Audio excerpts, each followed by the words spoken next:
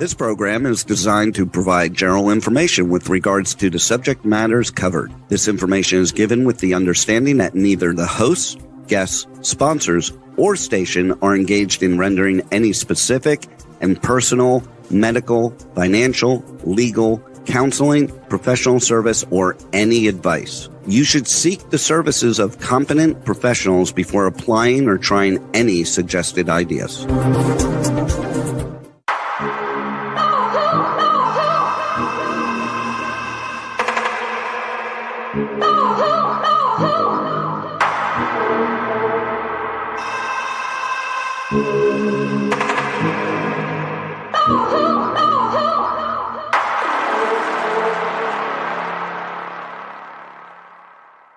Good morning, true seekers and true crime junkies. Welcome back to another episode of Hit the Road Jack, Finding the Zodiac.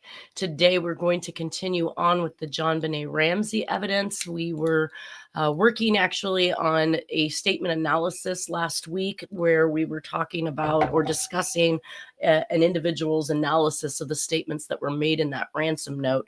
Let me see if I can collect his name again real quick. Mark McClish. So we had ended out basically with a couple pages left to go over, in which case he's breaking down the linguistics of the ransom note. Of course, in this presentation, he's attempting to show how it is Patsy Ramsey that wrote this note. However, the family has been cleared from any wrongdoing in this case. Well, at least from actively having murdered their own daughter. This was actually done, when did I say this was done? 2001. So this was basically about 4 years after the death of Jonbenet. And let's see if we can get ourselves back to... Yes. Okay. So, and while we wait for Lindsay to come back with us, oh, here she is. Good morning, Lindsay McBrayer. Oh, where is you're here. You're here, but I don't hear you. Okay. Oh, there you are. Good morning. Good morning. How are you?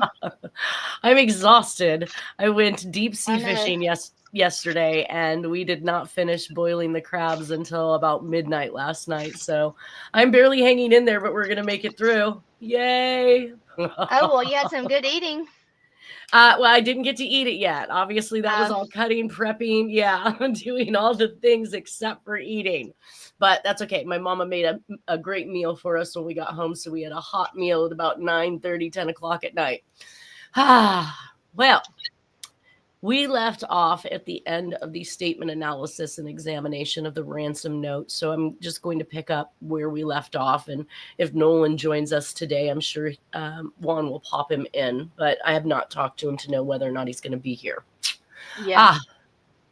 All right, so we left off where it was talking about the kidnapper demanded $118,000 from the Ramseys, and this is very well, of course, it's an unusual amount, but most people would ask for a much larger amount. There's a reason why the writer chose 118. Even John Ramsey agrees that the number 118 is significant to the killer. It has been reported that in 1996, John Ramsey received a bonus of $118,000. And he asks, is this a coincidence? When the writer had to think of a number, 118,000 was on his mind. How does that make you feel? Definitely, not on his mind. Yeah, right? No, I don't believe in coincidences, for one, and for two, you don't get like the exact amount just randomly. Like, there's no way. Right. And I mean, of course, they're alluding to the fact that Ramses would have known this number, and that, of course, ties them back to this note in some fashion. But we've seen a lot of inside information in some of these crimes, and of course, this one is no different. So the knowing of, where her room was, where to take her from, the entryway and exit out of the basement. I mean, there was a lot of inside knowledge, obviously, if a perpetrator had come in and done this. And welcome, Nolan Del Campo, to the show. Good morning, everybody. Good morning. Good morning. We just got started back on the Jonbenet Ramsey statement analysis, and we were talking about the 118,000, which was consistent number with the bonus that John Ramsey So the person that is doing the statement analysis says in number 6, in lines 13 through 16, the writer states, if we monitor, we might call you early to arrange an earlier delivery of the money and hence an earlier pickup of your daughter. The word hence is a formal way of saying therefore. The writer starts out the ransom note misspelling words, giving the appearance he is uneducated. However, his educational level begins to show when he uses words such as hence. This author pretty much says, and I think everybody uses hence now since this was such a big thing back in 1996. I hear a lot of people using hence. It says the word hence is not a very word, and the last time that you used that word in defense. Chances are you've not used it this week. I probably have. We should look to see if this word appears in any writings of John or Patsy Ramsey. And then they said, well, it does. On December 14th of 1997, the First United Methodist Church in Boulder, Colorado, held a memorial service for Jonbenet. In the program, there was a Christmas message from the Ramsey family. This message was also posted on the Ramsey family's website. In the message, we find the statement, had there been no birth of Christ, there would be no hope of eternal life, and hence no hope of ever being with our loved ones again. I go back and forth on this because I think we talked a little bit about hence last week, right? Where I said that I'll do an examination and where I've never, executed a letter or formation in a certain way after studying it, say for 3-4 days, I'll find myself actually using that particular structure, following that examination when I know I've never used it before. So it's almost as if it gets ingrained in your head and becomes part of your arsenal, if you will. And I would have to say that she probably read this note a million times, even after, Jonbenet was found, probably trying to just rationalize what this note was saying. I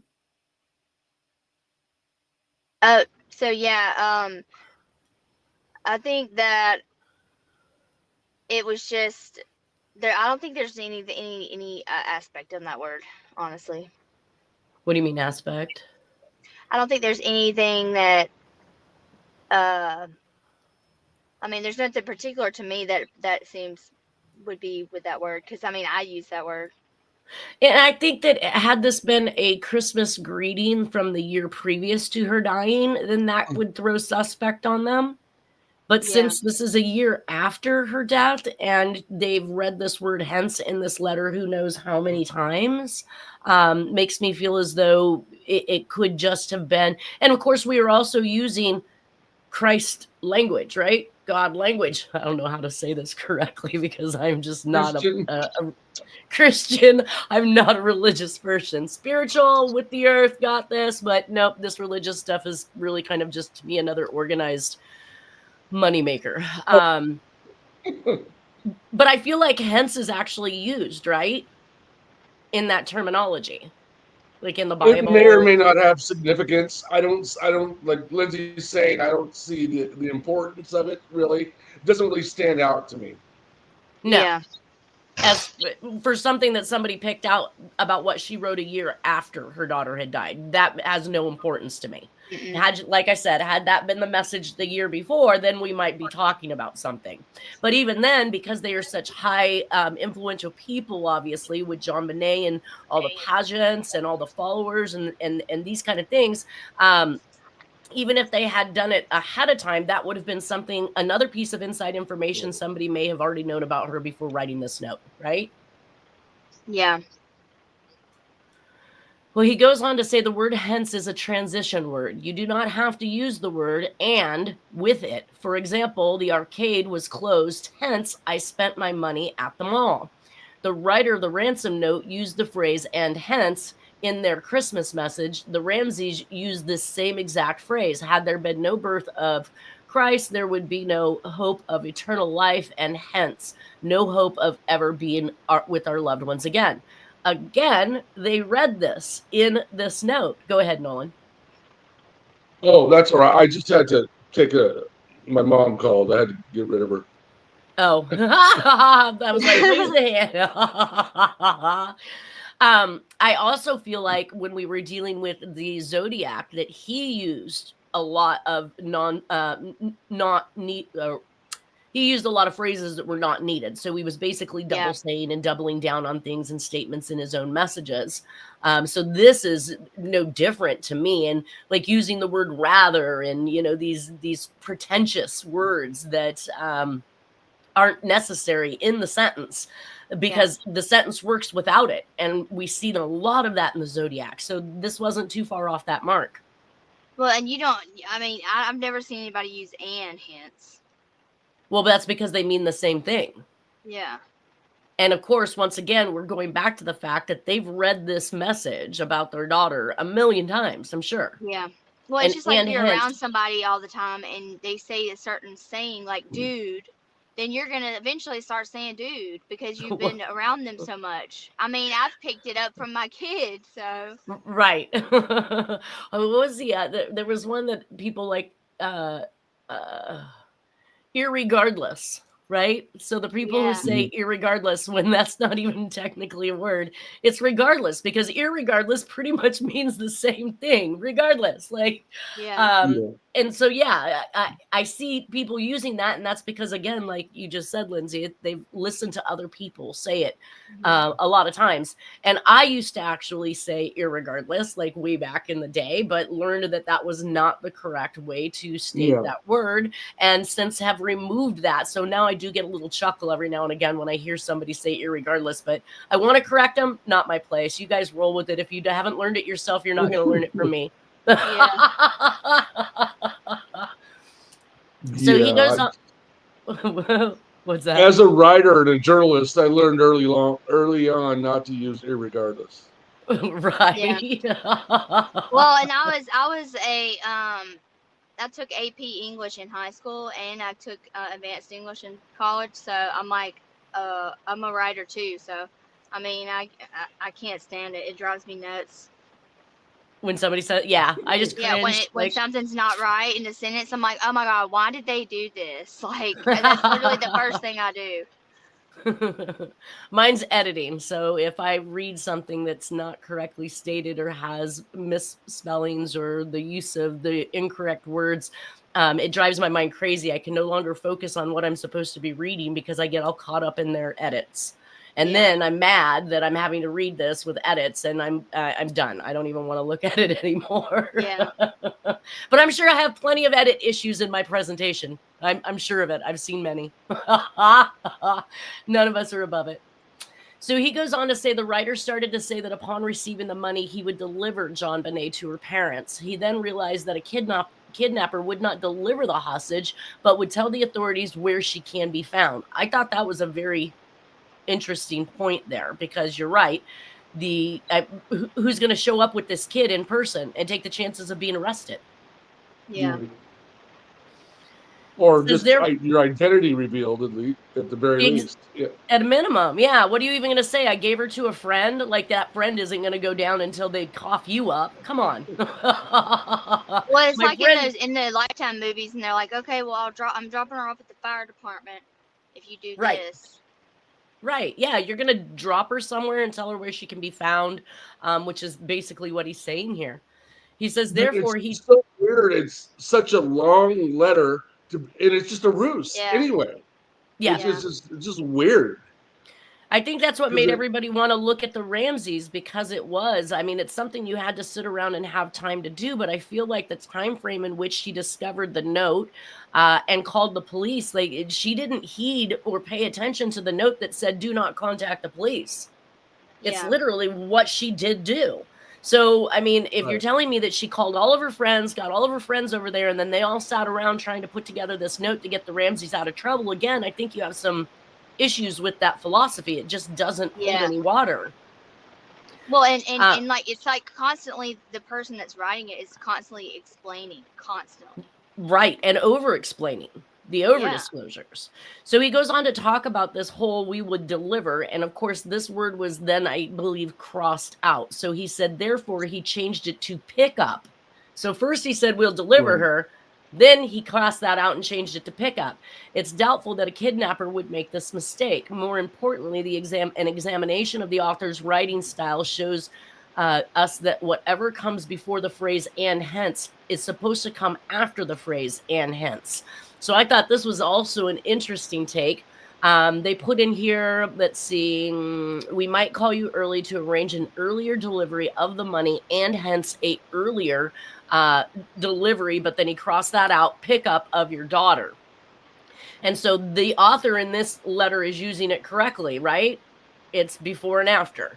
And in their book, The Death of Innocence, Patsy Ramsey addresses the use of the phrase "and hence." She says, actually, I have no idea why we use that phrase. Maybe we'd seen it so many times in reading the ransom note and having to write it over and over again for the police that it became part of our subconscious vocabulary. She is 100% correct. I just described this as a document examiner.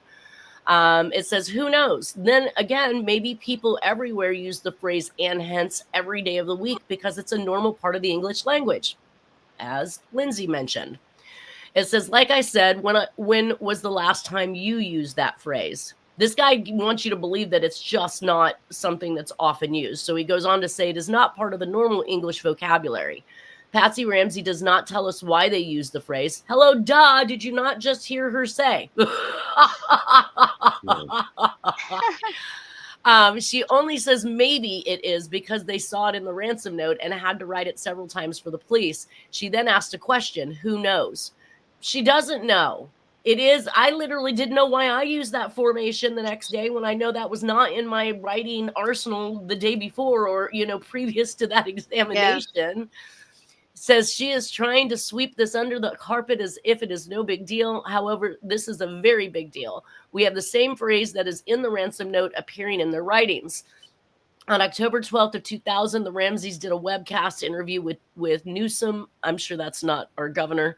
That's literally what I thought. Right. In the interview, John Ramsey makes the following statement. The justice system is a government organization.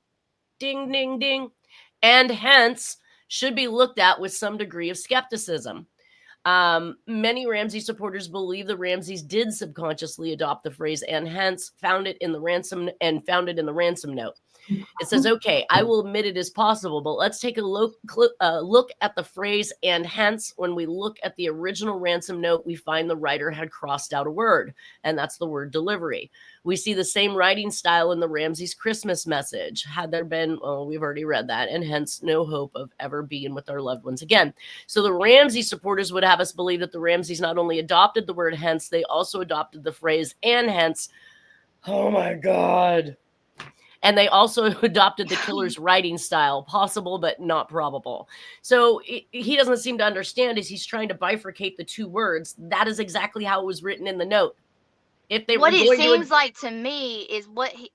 So a lot of cops do this. A lot of cops and investigators, like with a case, they know their correct protocol to look at every angle, but it's like a lot of times they don't, and they are fixated on one group of people or one person, and then that gets distraction from everything else. So then, like, they're so focused that they try to fit the puzzle pieces together that will not fit in together, but they try to fit them. It's like they force them, and right. So that seems like what they're doing here, and it's like they're forcing it to fit what they think, even though it may not be for any nefarious reason, because most times it's not. I mean, there is right. times that it is, but I mean, you gotta, if you think about it as put yourself in that chair, then you can see what I'm saying. Like you want it to be this because you want to be the one to solve it, but you can't be like that, and so that's where they messed up, I think.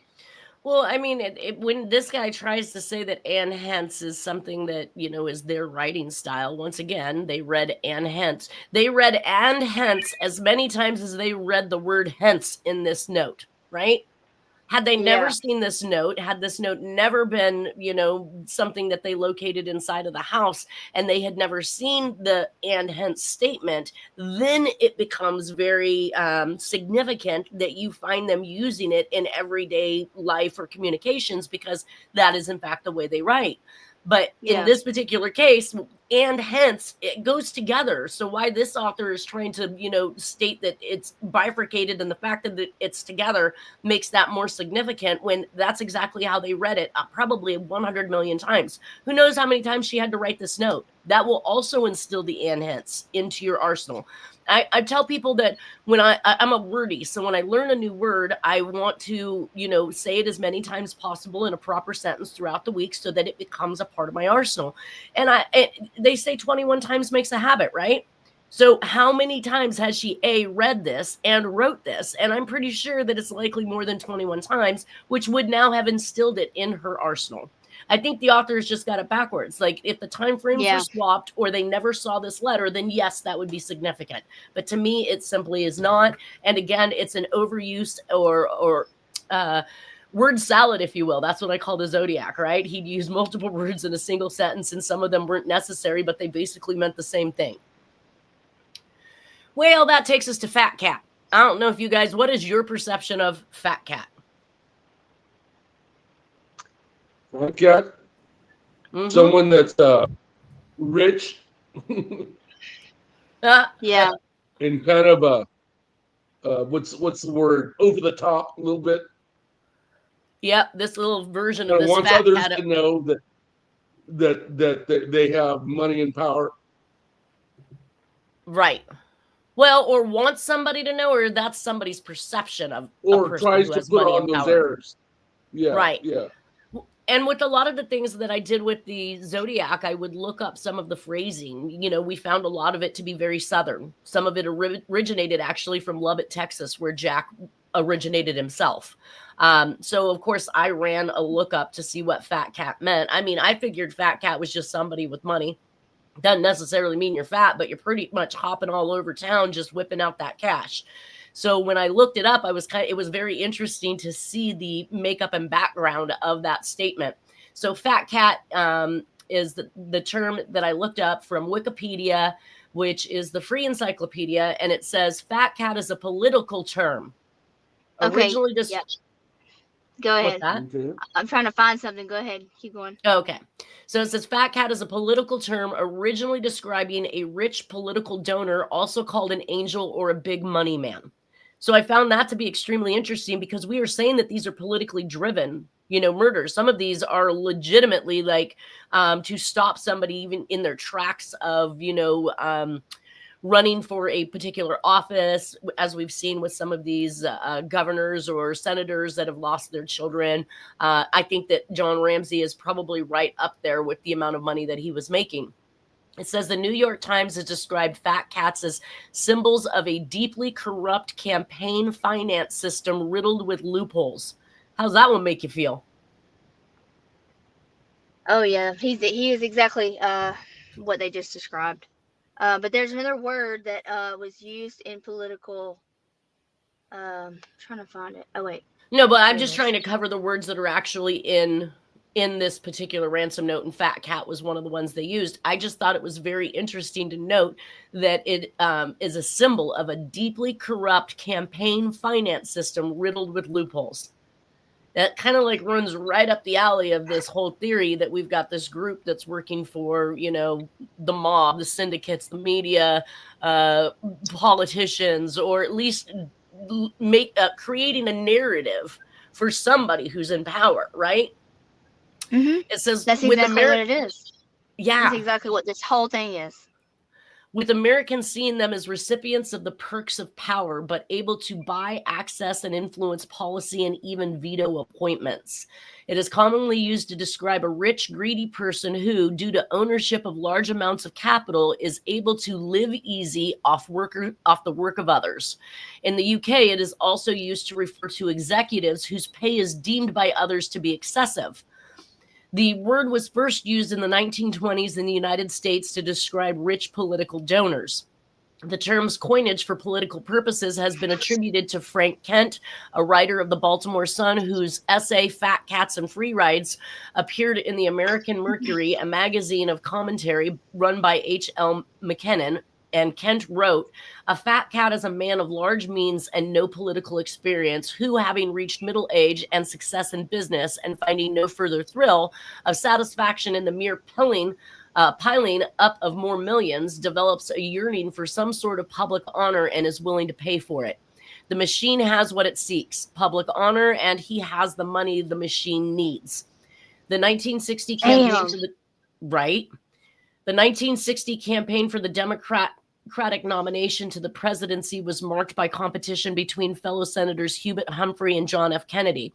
Their first meeting was in the Wisconsin primary, where Kennedy's well-organized and well-funded campaign defeated Humphrey's energetic but poorly funded effort. Humphrey objected to the media. "The Kennedy forces are waging a psychological blitz that I cannot match. I'm not the candidate of the fat cats."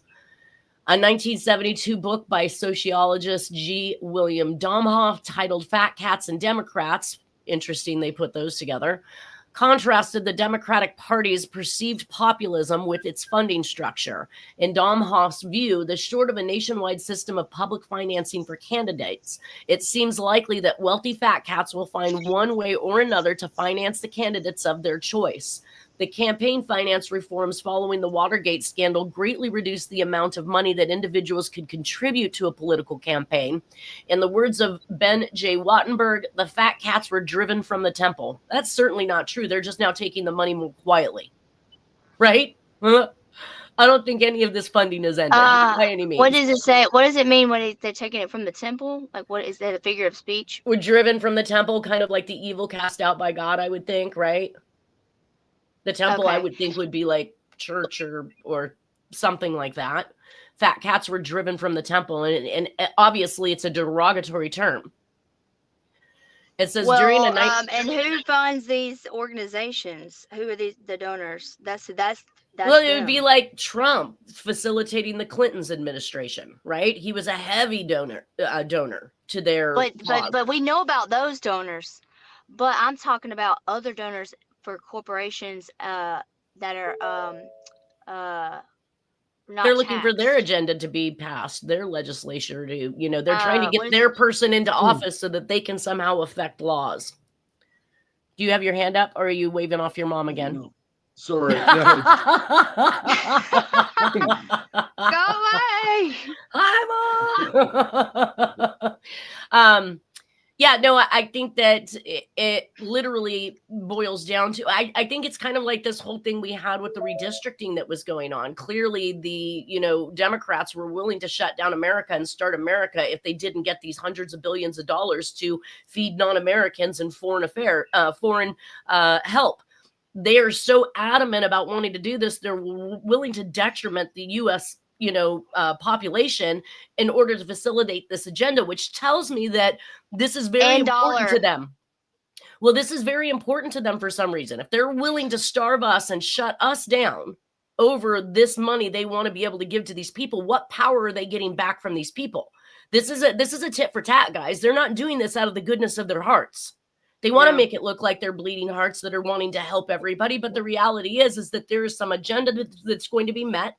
They're going to have to receive like-kind benefits from these individuals that they're pushing so hard for. And the fact that they're willing to demise us over it is just absolutely astounding. And yes, 50 passed. Yeah, everyone knew it would. What was it? What did y'all have to vote for? Proposition 50. Newsom was. Oh, well, that's what I had to vote for. They're trying to be able to tax our land anytime they want to. Anytime they want to, they can change the amount of how much it's being taxed. They were trying to pass that. And it was like 90-10 said no. And I was like, oh, yeah, that was never going to pass. Like, no one's going to allow you to do that on their land. But they were trying to say that it was going to go to these fire departments and all these other low-funded places, but that's not, But Newsom is using a primarily Democratic state under the rhetoric and the weaponization of the media, stating that Trump had something to do with this redistricting, when in fact he didn't. The redistricting of Texas, which occurred last year, was based on the illegal mapping that cut through racial areas. So there was a clear cut, and they could see that this was biased against these other races, and that's why that redistricting happened. But there was some rhetoric that was put out there at some point, and it may be fake as well, because we know the media is completely facilitating the narrative that we see, that the Democrats see. So they get everybody on board as a Democrat to be mad that Trump is redistricting and he's gerrymandering and he's trying to steal votes.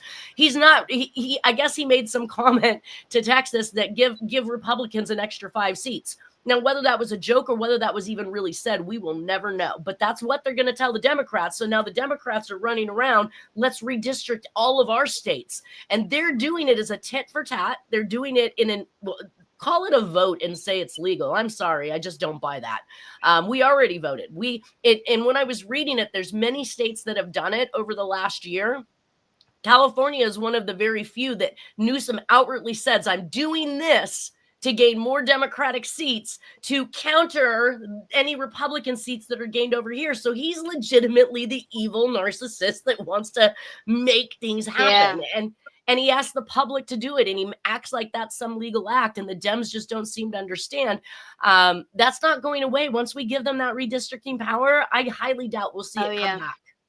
And I think even the news is already not describing it correctly, because what I read was that, did you read the measure, Nolan? Not completely. But it said something like 5 years. So it basically said that this was going to go on for 5 years as a temporary thing and be given back. And I knew that that would run them right through Trump's presidency. Obviously, what they're clearly trying to do is prevent a power poll by Republicans to continue in Senate and Congress, with Trump being a Republican in office, which no big deal. But even my own media, I almost even turned off the radio station I love because they said it was only 3 years. I said, no, did you not read the measure? And why are you telling the public 3? It's 5. Yeah. I was blown away because when I counted it out in my mind, that surpasses the next 3 years of Trump's presidency. So whatever. Either way, it's all dirty. And Newsom did it dirty. Yeah. Nobody did it dirty, while others were actually redistricting for legitimate reasons. And who knows the last time they were redistricted, whether or not that wasn't something the Democrats had their hands in that gave them that power to begin with. This is just what we don't know. I mean, nothing is on the up and up, and you can't take any of this stuff for face value. You're listening to the news and you think that they're telling you the truth when in fact they're doing just the opposite.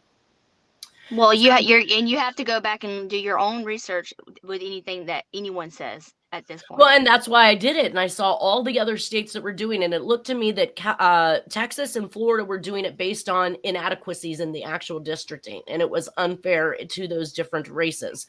So it was racially illegal for them to have mapped those districts that way. Or there's a possibility that even mid-decade that the population, we have, X amount of people leaving California and going to Idaho and to Florida. And they're now you're repopulating an area that is going to make those maps districtly incorrect as far as the numbers and the people that it represents. So I think that Florida and Texas were doing it based on those guidelines, and everybody else just decided, oh, we're going to get in on this. But I think that the one that was really wrong was the one out there saying we're going to prevent the gerrymandering when that's exactly what you were doing. And California freaking bought it.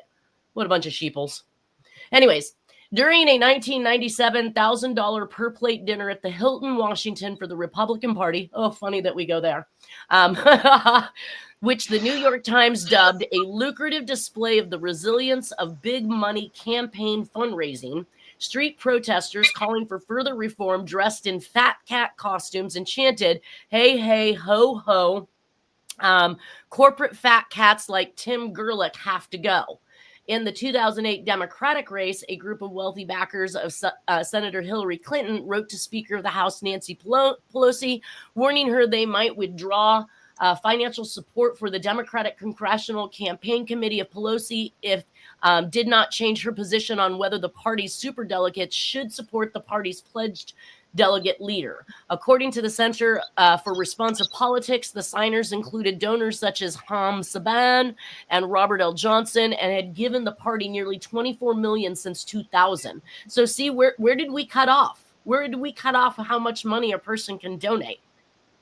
I mean, exactly. We're seeing here, that's a lot of money from 2 entities. In response to the grassroots Liberal Political Action Committee Move On, called the Move the worst kind of insider politics, billionaires bullying our elected leaders into ignoring the will of the voters, but reassured members that when we all pool our resources together, we're stronger than the fat cats.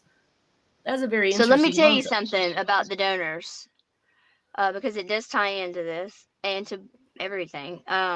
So another way that they have been money laundering is through donors,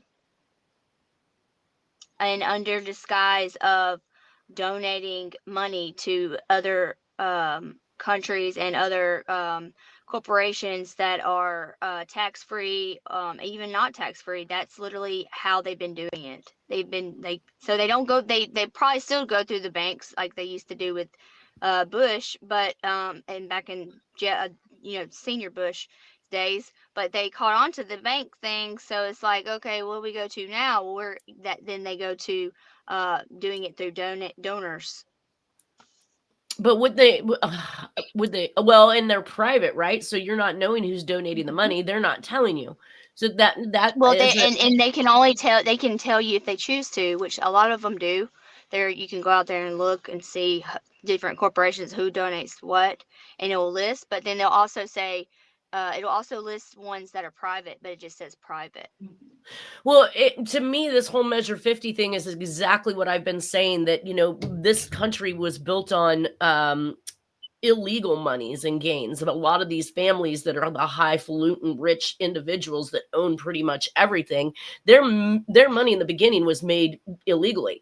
And then they turn around and became politicians with that money. They legitimized themselves in legitimate businesses, if you want to call it that, and then turn around and run for political realm, and so that they can change the legislation to benefit themselves, so they're no longer breaking law. And that's basically what I saw with Measure 50, is that he has now created a legal avenue to break the law and do exactly what he shouldn't be doing, which is changing things to specifically create these Democratic seats in order, but he's using it as what he declares as a way to counteract or counterbalance what it is that the Trump group is doing. Well, Trump did not redistrict Texas, guys. Maybe he did ask for an extra 5 seats, but who knows if he'd have gotten them. Asking for them and getting them is completely 2 different things. Either way, we can see how this works. Ramsey was very tired of it with the politicians, and with the big money. I look at things like our forefathers had anticipated and expected that there would not be any monopolies. This was going to give everybody the fair right to make or break themselves in America, doing whatever it is that they want to do. When the reality is that you have, one person who owns all of the cable companies, or at least a cable company in every single state, but they give it a different name. So this is how they figured out to overcome that monopoly situation, is we'll just create a law that says if we name it something else, call it something else, run it as a separate entity in a different state, we can then monopolize the entire United States and every state or city within with the same exact business, making us a monopoly, but we call it something else. So they just create a law so that they're no longer breaking the law, but they're benefiting and making money from it. And that's 100%. Why they're putting... That's why they're, supporting different, political agendas or people to get them into office so that they could create the legislature that's going to then make them even more legal. But it's all based on ill-gotten gains. Who does that remind you of? Everybody out there. I don't know what. Why do they keep passing all these laws? Like, okay, one of the first children's laws was made by John Walsh. But that law is supposed to be against. It's not like he created a law that now allows him to be a pedophile. But that's what I'm saying is happening in some of these cases, especially with it, monopoly and businesses and one person running. It does. It actually does. The systems they use helps them. Yeah. You think? Identify. Right. Yeah.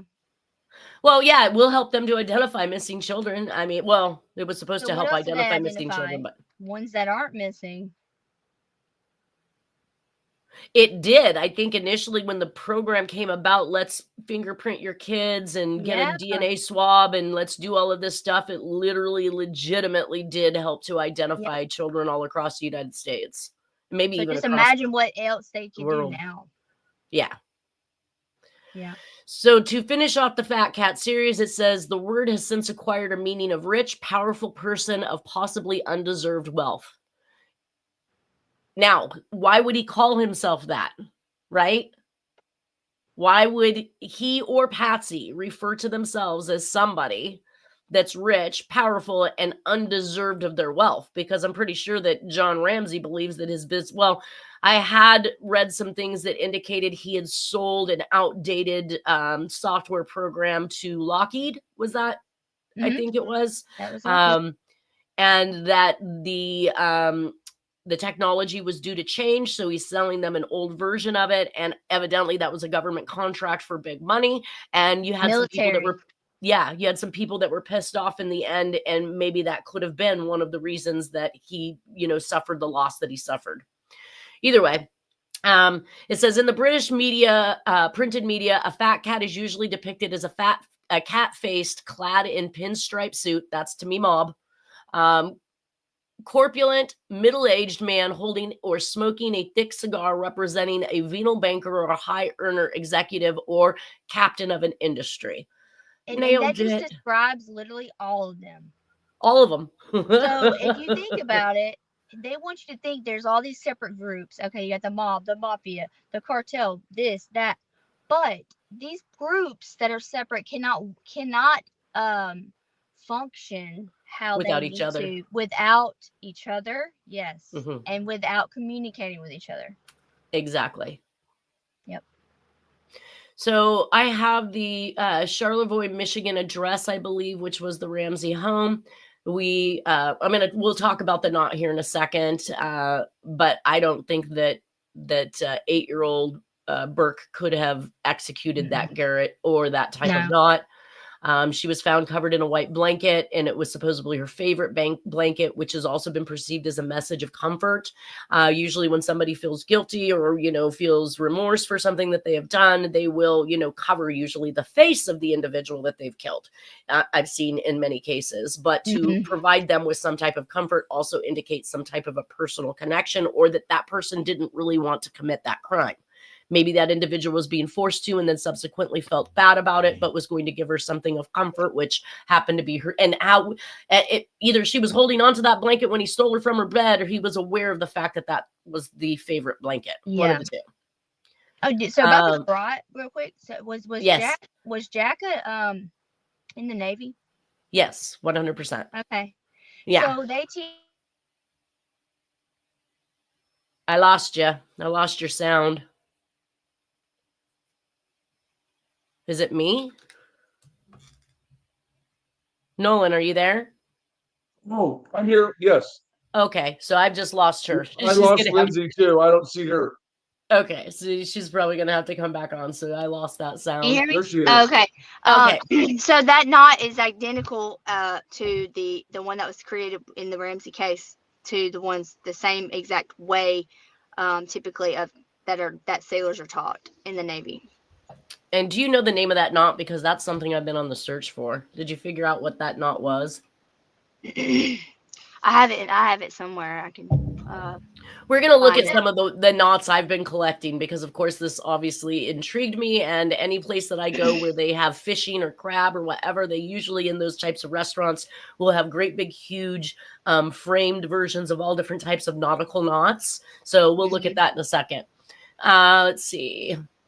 So January 31st, 2010, Mr. David Temlak, South Carolina, Myrtle Beach, Roadrunner Holding Company, LLC, and Time Warner Entertainment Company. I have no clue why this is in here, but I must have done some research that led me in that direction. I don't know what that was about. Okay. Anyways, outsiders and intruder theories. The intruder theory suggests an unknown individual entered the Ramsey home and committed the crime. Supporters of this idea point to the unidentified DNA found at the scene. Several individuals in the Ramsey social circle were investigated, including family, friends, and household staff. No concrete evidence linked any of these people to the murder. Some theories focused on a plausible pedophile ring targeting child beauty pageant contestants. These claims remain unsubstantiated. Law enforcement explored connections to other unsolved child murders in the area, but no definitive links were established. Later confessions. Gosh, we're about 5 minutes in. Let's just go back with this whole. I know that you believe that there's a possibility that the Ramseys know more about what occurred or happened to their daughter. Is that correct, Lindsay? Oh, yeah. So the pedophile ring, while I'd heard that, I'm sure everybody heard that, but you would have probably read that in like the Esquire or the Star magazine or some of these not so, they want you to believe not so reputable, right? Rags and tabloids, when reality is there's probably some truth, maybe just a grain, but that they surround it by something so sensational that it makes it look unbelievable, right? Yep, 100%.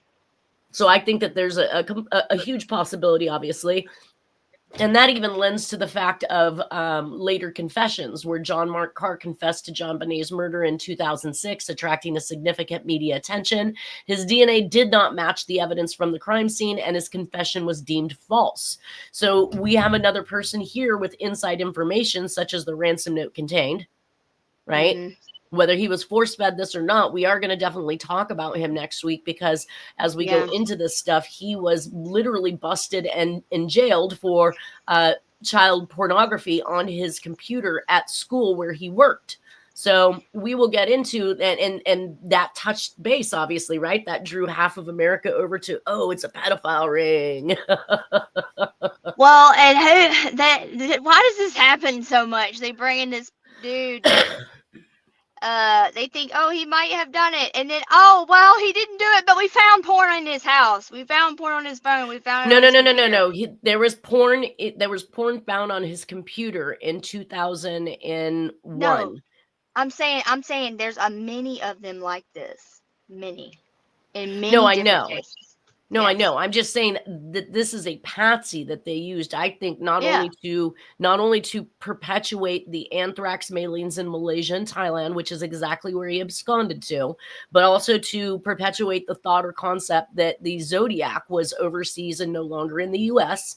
And we're going to show that through the different letters as we come to the end of this here presentation. We'll look at letters to Tom Voigt. We'll look at the mailing of the anthrax letters. We'll look at a lot of this stuff and how it all kind of ties together. But John Mark Carr was under arrest and he was in jail. And for some reason, 45 days before his trial, was released on his own recognizance, either to go get his affairs together or whatever it was. I mean, you don't put this man in jail for almost 8 months and then let him go 45 days before his trial. And then he leaves the country, only to return after the Zodiac has passed away and all these other things that he has been tied to kind of put this little ball into a neat little circle for us. It says other individuals. Do y'all know who George Zen is? No, I've not yet. And I don't think we have enough time to kind of cover that. We're down to our last couple minutes, but I'm going to finish reading this slide, hopefully, and then we'll go to this slide, and then we'll go to last minute statements. Other individuals have come forward over the years claiming responsibility for the crime. None of these confessions have been substantiated by evidence. Some armchair detectives and online sleuths continue to propose new theories and potential suspects. These claims are often speculative and lack solid investigative backing. Authorities remain open to new leads and continue to investigate credible information in their efforts to solve the case. Genealogy research says that genetic genealogy has emerged as a powerful tool in criminal investigations. This method combines DNA analysis with traditional genealogical research to identify potential suspects or relatives. Law enforcement agencies now have access to vast genetic databases. These resources will allow investigators to trace family trees and find distant relatives of unidentified DNA samples. In this ongoing case of the Jonbenet Ramsey, they have known about these DNA. We caught the Golden State Killer several years ago now. Why have they not applied? Why do we not have results? Why haven't they told us who this DNA matches, at least genealogical at this point? How have they traced this back and what's going on with it? But I know John Ramsey talked about it in his last docuseries. So that puts us down to about our last minute. Is there anything either of you would like to add? Okay, so did you know that they were gonna do like a Netflix documentary, like with a reenactment of this whole saga of Jonbenet, and then it was canceled? No. Well, why would they do a It was supposed to air reenactment? last week or last month. So a reenactment over what took place against the Ramseys? Because there's no way to reenact a crime you weren't there for. Oh, and it was supposed to have Melissa McCartney as acting as Patsy. Wow. That sounds more like it's just hype for money. Like they are just going to, just like money. The unsolved Zodiac case, they're going to keep making money off this unsolved. Yep. Oh, it's just so disgusting. 100%. That's what exactly it is. All right. Well, I want to hear about George Zen when we come back. So next week, you guys, everybody have a wonderful weekend. We will see you next Friday as we continue down the path of more, at least evidence in the Jonbenet Ramsey case, what we've seen on the media, in newspapers, and in magazines. You guys take care and have a great weekend. See ya. You too.